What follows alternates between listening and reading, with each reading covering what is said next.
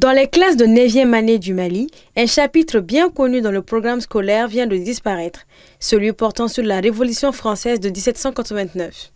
Par une note officielle, le ministère de l'Éducation nationale a instruit aux académies d'enseignement la suspension immédiate de cette leçon dans les classes de 9e année. Effectivement, c'est un peu tardif parce que dans beaucoup d'établissements privés, la première leçon sur la Révolution française est presque terminée. On aurait dû nous informer depuis les vacances maintenant, c'est-à-dire un mois avant la rentrée, pour nous dire maintenant de ne pas enseigner la Révolution française et peut-être maintenant de la remplacer par une autre leçon vraiment qui serait maintenant plus convenable aux enfants. Étant la première leçon d'histoire pour les classes de 9e année, plusieurs établissements privés avaient déjà entamé le chapitre.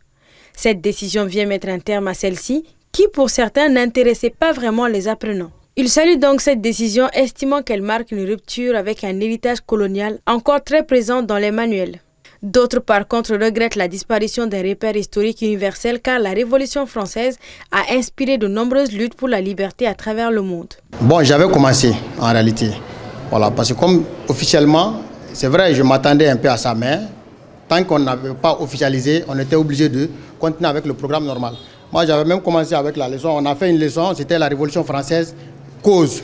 Parce que c'est 3 leçons, cause, étape et puis conséquences. Bon, j'avais même terminé avec la leçon sur la cause.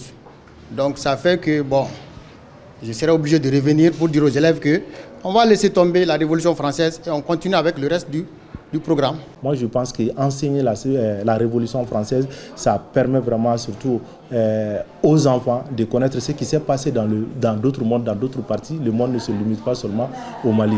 Pour moi, on doit faire un toilettage du système éducatif. Parce qu'en réalité, il y a beaucoup de choses qui doivent être supprimées, sur lesquelles je ne vais pas tellement me prononcer là-dessus.